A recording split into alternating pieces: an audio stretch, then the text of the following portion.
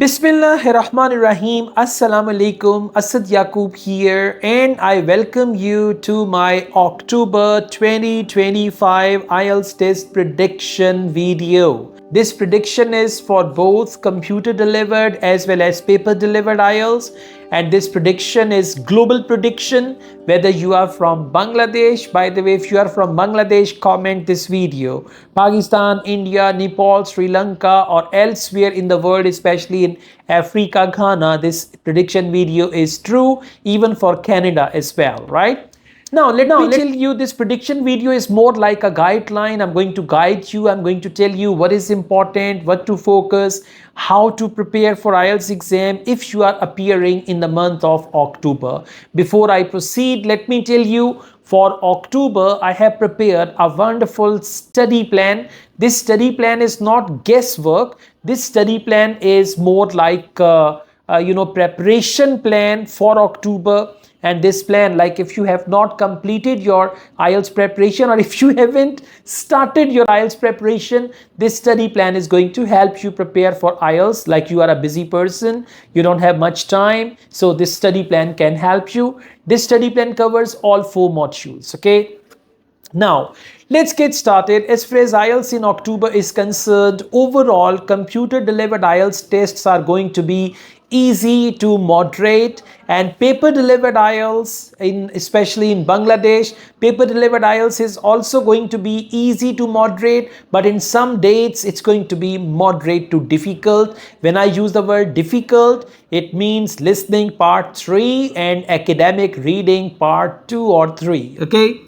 Now let's get started. As far as IELTS listening is concerned, in the month of October, the listening tests are going to be very smooth. Some tests are going to be easy peasy, especially listening part 1, where there is always a dialogue. 2 people are communicating and there are answers in their communication, and question type 1 word and or a number. So it's very simple, straightforward, and even on computer delivered IELTS, you can easily type your answer. Follow the instructions carefully. Now, once your part 1 starts, they give you 30 seconds to read the questions, which you can use that time to read the question, and then in the middle, there will be another pause, questions 1 to 5, then there is pause, questions 6 to 10, then there is a pause to check your answers. Let me tell you, listening part 1 gives you an opportunity to get 10 by 10. So if you get 10 by 10 in listening part 1, that will give you a kickstart for band 6, 7 or 8. Then we have listening part 2. In the month of October, in listening part 2, examiner is going to mainly focus on multiple choice questions, matching type of questions, and maps. And by the way, in the study plan, we have some solved tests. These are private tests which we are going to give you access to, and there you can see multiple choice, matching, and maps. Listening part 3 is what I call dinosaur of IELTS listening. So in the month of October, listening part 3 will remain the dinosaur or dragon of IELTS listening, and questions like single multiple choice, double multiple choice, and matching type of questions, these 3 question types will haunt the students in the month of October. And what is the solution? Solution is to solve some listening part 3s with me, because I have introduced technique which is called elimination technique for single and double multiple choice questions. Then there is a technique for matching type of questions, that is what I call paraphrasing technique. So you can just solve some tests with me and there you are ready for that, okay? Then listening part 4, as you know, listening part 4 is always a lecture where somebody delivers a presentation on a lecture and the topic is educational. So throughout the month of October, in listening part 4, most common question type is going to be 1 word only, or 1 word and or a number. But in some countries and in some cases, there may be multiple choice questions in listening part 4 as well. So overall, tests are going to be from easy to moderate. Some tests may be difficult because of your preparation, right? But if you actually solve the tests with me, because I've cracked IELTS listening inside out, so it can be better for you.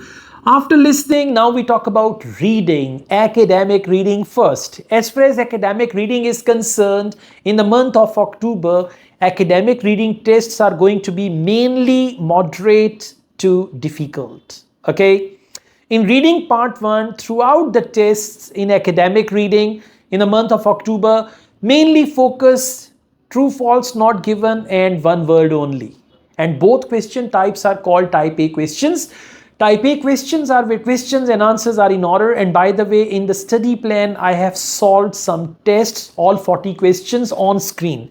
You can just see the text, you can see the questions on screen, and then I read the question and I give you the tips how to find the paragraph where there is the answer. So that is going to be very, very helpful. If you see me solving complete test on screen properly with mouse and with cursor and all that, and I highlight questions, I highlight answers, so this can help you with that. Okay, so reading part 1, true, false, not given, and sentence completion.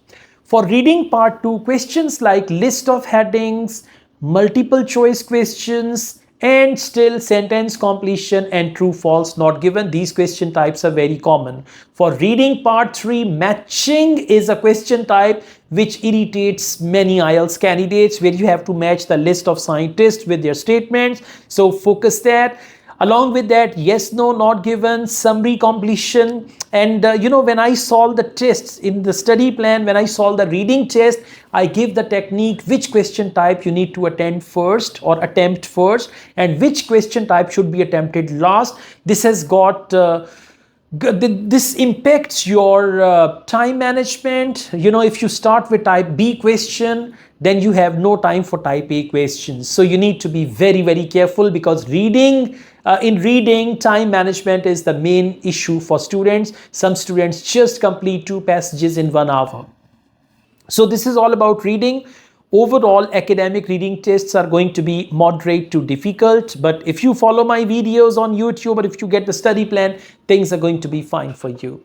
Now let's talk about general training reading. Good news for general training reading, guys. Parts 1 and 2, they are going to be easy peasy to moderate. Okay, they will start with easy peasy part. In parts 1 and 2, there are 3 major type of questions. Number 1, which paragraph contains the following information? Number 2, sentence completion. And number 3, true, false, not given. And guys, 27 questions are going to be of this type. Okay, so with the study plan, we have separate general training reading tests which can help you. So you need to understand, general training reading is easier than academic reading, but the marking criteria is different for GT reading.